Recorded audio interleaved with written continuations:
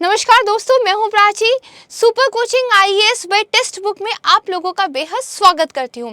दोस्तों, Karnataka Maharashtra border dispute ये news में है। अभी हाल ही में क्या हुआ है कि बेलागावी के अंदर एक स्टूडेंट फेस्ट हुआ था, जहां पे कुछ स्टूडेंट डांस कर रहे थे, लेकिन एक क्लास 12th के माइनर स्टूडेंट के द्वारा कर्नाटका का जो फ्लैग है उसको दरअसल वहां पर फहराया गया, जिसकी वजह से जो मराठी स्टूडेंट्स थे वो एंगर में आ गए और उस स्टूडेंट के साथ एक मारपीट यहां पर देखने को मिली है। एक वीडियो का स्क्रीनशॉट जो वायरल हुआ था वो आप यहां पर देख सकते हैं। दरअसल दोस्तों, कर्नाटका और महाराष्ट्र के बीच में ये बॉर्डर डिस्प्यूट जो है ये आज से नहीं है, बल्कि भारत के आज़ादी से पहले की अगर हिस्ट्री में जाएं तो वहां पर एक वादा किया गया था स्टेट से कि भाषा को लेकर हम राज्यों का पुनर्गठन करेंगे, यानी कि लिंग्विस्टिक रीऑर्गेनाइजेशन ऑफ स्टेट की बात कही गई थी। एंड जब भारत आज़ाद हो गया तो अलग अलग स्टेट्स के द्वारा ये मांग उठी कि भाषा के आधार पर हमारा जो है पुनर्गठन किया जाए। इसके लिए एक रीऑर्गेनाइजेशन ऑफ स्टेट एक्ट भी आया था। दरअसल दोस्तों, इस एक्ट के द्वारा कुछ हिस्सा जो है कर्नाटक कहता है कि महाराष्ट्र के पास रह गया वो हमें मिलना चाहिए, और महाराष्ट्र भी यही कहता है कि हमारी कुछ ज़मीन आपके पास पड़ी हुई है उसे हमें वापस कर दीजिए। दोस्तों, ये जो मुद्दा है सुप्रीम कोर्ट में 2004 से ही पेंडिंग है। यहाँ पर आप थोड़ा सा देखिए कि जो मैटर है ये दरअसल सुप्रीम कोर्ट के अंदर 2004 से जो है पेंडिंग है, और यहाँ पर जो पिटीशन फाइल की गई थी वो महाराष्ट्र के द्वारा की गई थी। यहाँ पर आप देखिए कि महाराष्ट्र और कर्नाटक के बीच में जो बॉर्डर रो है वो एस्केलेट हो गई है अगर पिछले 2 हफ्तों की हम बात करें तो। और यहाँ पर एक इंटर कॉलेज फेस्ट हो रहा था बेलागावी में, कर्नाटक डिस्ट्रिक्ट में ये है, और महाराष्ट्र ने जिस पे जो है अपने क्लेम करता है।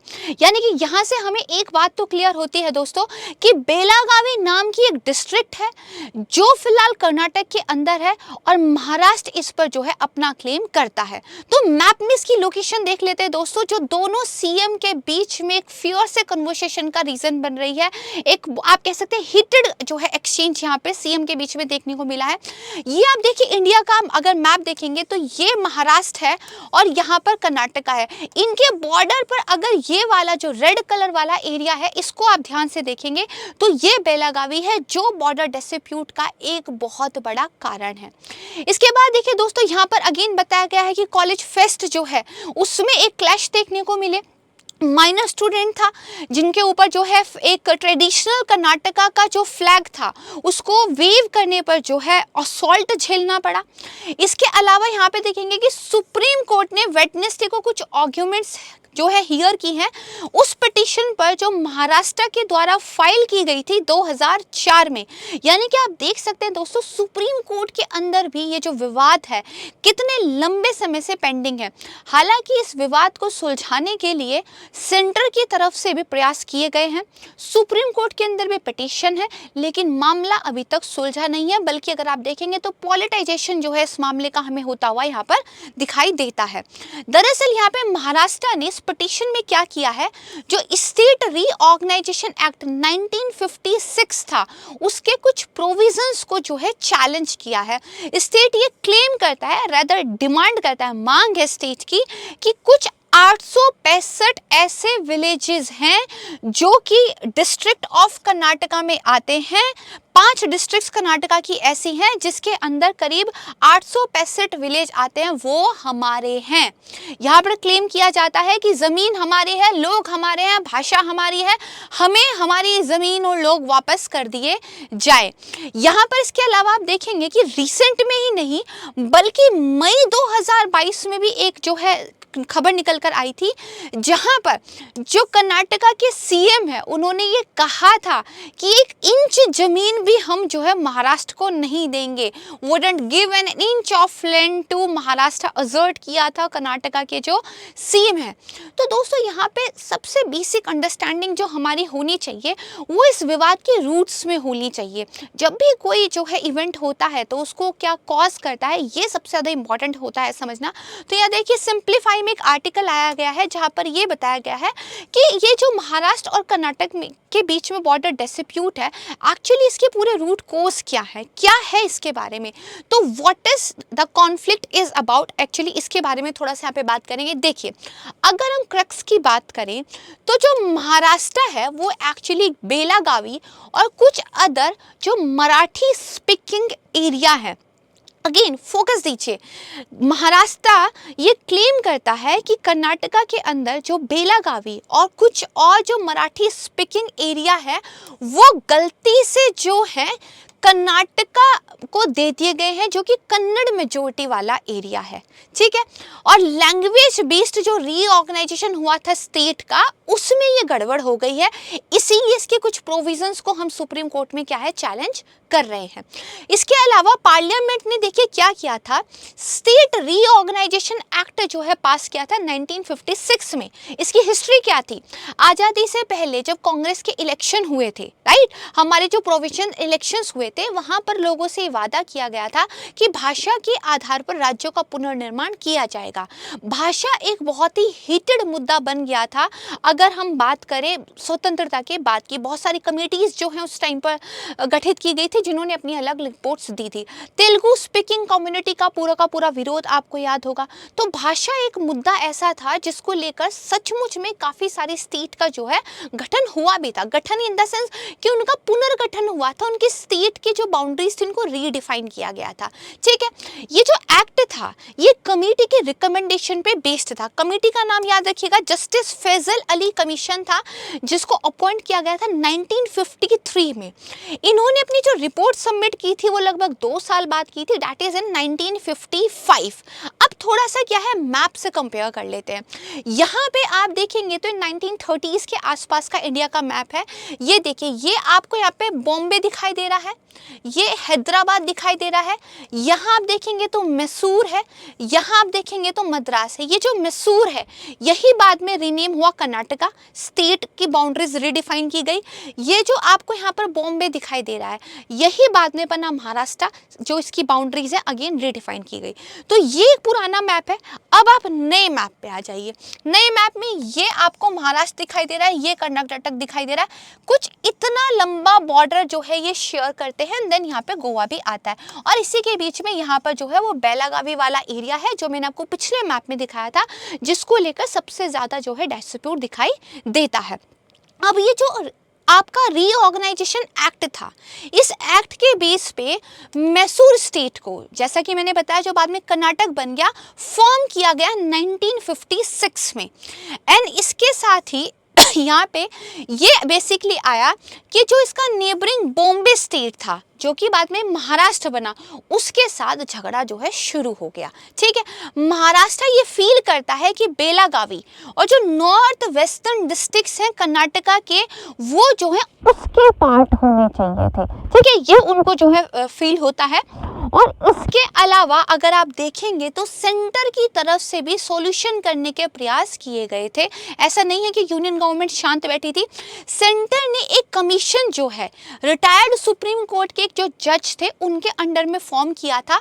मेहर चंद महाजन उनका नाम था और ये कमीशन बना था 1966 में, ठीक है। 1956 के आसपास ये सारी चीजें हो रही, with in a 10 year commission जो है फॉर्म हो गया।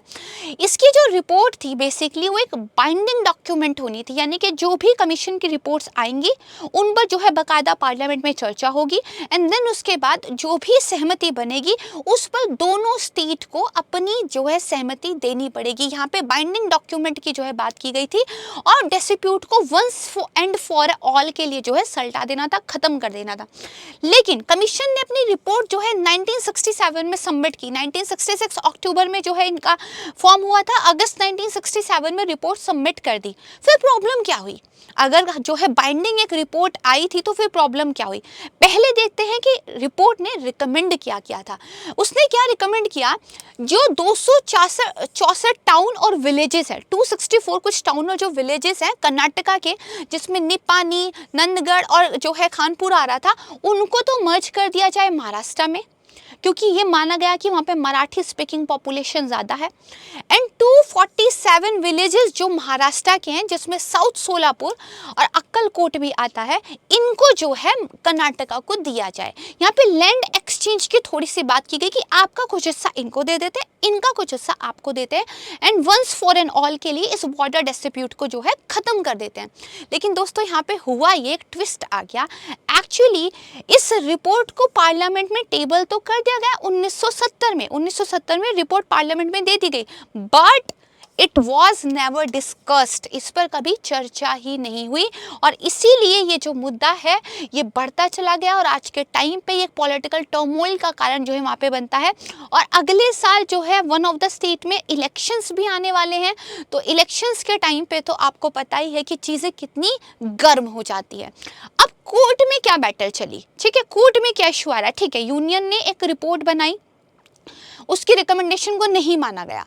कोर्ट में क्या बैटल चल रहा है, मैंने आपको क्या बताया, महाराष्ट्र के द्वारा सुप्रीम कोर्ट को अप्रोच किया गया था 2004 में, लेकिन यहाँ पे कर्नाटका ने कॉन्स्टिट्यूशन का आर्टिकल नंबर 3 साइट कर दिया। देखिए कॉन्स्टिट्यूशन का जो आर्टिकल नंबर 3 है वो स्टेट को अगर रीऑर्गेनाइज करना है, स्टेट का नेम चेंज करना है, कोई न्यू स्टेट बनानी है, कुछ बाउंड्री चेंज करनी है, इसकी जो पावर है वो पार्लियामेंट को देता है। और बेसिकली कर्नाटका ने साइट कर दिया आर्टिकल 3 और यहाँ पे क्या बोल दिया कि जो सुप्रीम कोर्ट है वो बॉर्डर है जो स्टेट्स के, उनको लेकर कुछ भी डिसाइड नहीं कर सकता है, दैट पावर जो है बिल्कुल ओनली एंड ओनली पार्लियामेंट के पास है। फिर महाराष्ट्र भी कहाँ चुप रहने वाला था, महाराष्ट्र ने भी कॉन्स्टिट्यूशन का सहारा लिया और जो आर्टिकल नंबर 131 है उसको रेफर कर दिया। आर्टिकल नंबर 131 सुप्रीम कोर्ट को ये पावर देता है, अगर सेंट्रल स्टेट के बीच में, स्टेट स्टेट के बीच में, स्टेट यूटी के बीच में, यूटी यूटी के बीच में अगर कोई झगड़ा होता है तो उसको सुलझाने की पावर वेस्ट होगी सुप्रीम कोर्ट ऑफ इंडिया में। तो महाराष्ट्र ने क्या कहा भाई, आर्टिकल नंबर 131 ये कहता है कि जो सुप्रीम कोर्ट है उसका जुरिस्डिक्शन होगा यदि डिस्प्यूट आ जाता है सेंटर एंड स्टेट के बीच में या फिर स्टेट एंड स्टेट के बीच में। ये देखिए जो है यहाँ पर मामला फंसता है, आप कह सकते हैं कुछ कॉन्स्टिट्यूशनल प्रोविजन को लेकर भी यहाँ पर चीज़ों को क्लियर करना बाकी है। तो ये मुद्दा महाराष्ट्र वर्सेस कर्नाटका यहाँ पे चल रहा है। अब दोस्तों इस वाली पिक्चर पर थोड़ी सी जो है ध्यान दीजिए, ये जो शानदार सी बिल्डिंग है ये मैं आपको क्यों दिखा रही हूँ, इसका सीधा लिंक है इस क्वेश्चन के साथ कि हर साल जैसे ही सर्दियां आती है ये जो कर्नाटका महाराष्ट्र बॉर्डर डिस्प्यूट है इसमें आग क्यों लग जाती है भाई, हाथ जो सेकने हैं सर्दियों में वो क्यों हर बार जो है हो जाता है। तो देखिए दरअसल कर्नाटका ने एक स्वर्ण विधान सुधा, एक लेजिस्लेटिव असेंबली जो है बेलगावी में बनानी शुरू कर दी 2007 में। ये जो पूरी की पूरी इनकी लेजिस्लेटिव असेंबली की बिल्डिंग थी, जिसकी मैंने आपको यहाँ पे फोटो दिखाई, बड़ी शानदार ये बिल्डिंग बनी है, इसको जो है इनोग्रेट कर दिया गया था 2012 में। ऐसा क्यों किया गया था, ताकि इस रीजन पर वो अपना ओवर कंट्रोल दिखा सके, एक लेजिस्लेटिव असेंबली ही बना दी डिस्प्यूटेड एरिया में। अब यहाँ पर क्या है, विंटर लेजिस्लेचर सेशंस होते हैं और जैसे जैसे यहाँ पर विंटर लेजिस्लेशन सेशंस होते हैं ये मुद्दा गर्मा जाता है और अखबारों में हमें दिखाई देता है। एंड अभी हम जो है वेट एंड वॉच करेंगे कि क्या जो है निकल कर सामने आता है। सुप्रीम कोर्ट में अगर इस पर सुनवाई चलेगी तो हम उसको फॉलो करेंगे और समझेंगे कि आखिर इसका क्या सॉल्यूशन निकला भी या फिर ये अगली सर्दियों में फिर से हमें तंग करने आ जाएगा। मुझे उम्मीद है कि ये जो बॉर्डर डिस्प्यूट का एक उलझा सा मामला था ये आपको समझ में आ गया होगा। बहुत जल्द मिलूंगी मैं आपको एक नए वीडियो के साथ, तब तक के लिए नमस्कार। और हाँ, चैनल को अगर आपने अभी तक सब्सक्राइब नहीं किया है तो सब्सक्राइब ज़रूर कीजिएगा और अगर आपको हमारे द्वारा बनाई जा रही वीडियोस पसंद आती हैं तो उनको लाइक ज़रूर कीजिएगा और ज़्यादा से ज़्यादा शेयर कीजिए, कमेंट कीजिए। Thank you so much. जय हिंद।